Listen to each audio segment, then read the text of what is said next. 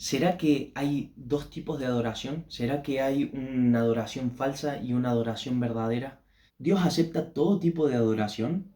Qué importante que podamos resolver estas preguntas con nuestra Biblia. Bienvenidos amigos, hoy traemos un tema excelente, la verdadera adoración.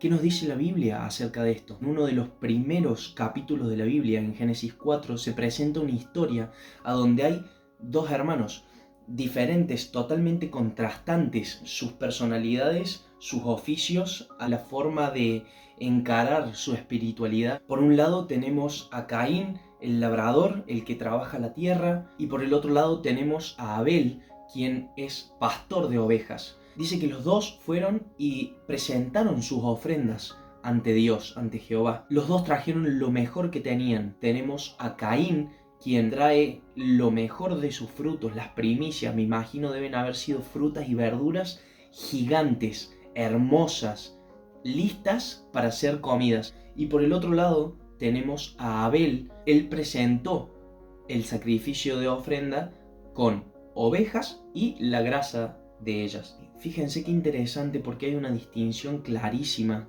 y esto por parte de Dios: la aceptación de la ofrenda de Abel y el rechazo de la ofrenda de Caín.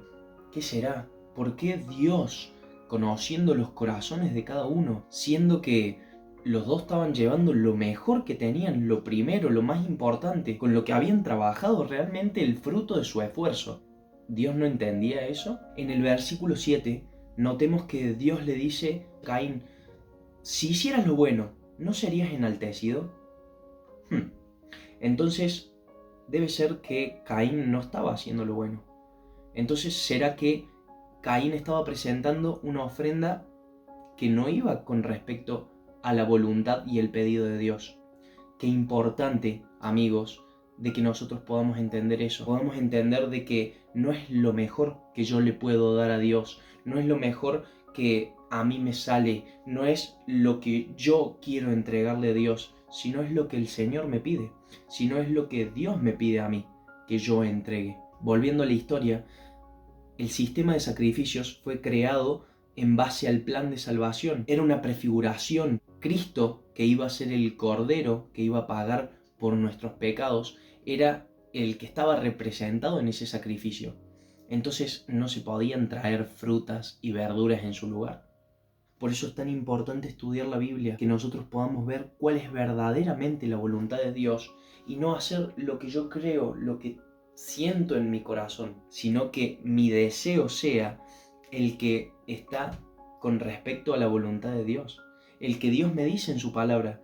Tenemos que hacerle caso de la forma y en la manera y en los tiempos que Él lo propone, y no en los nuestros. El gran conflicto entre el bien y el mal, entre Dios y el enemigo de Dios, es sobre la adoración. Es en dónde está tu corazón, en dónde está mi corazón.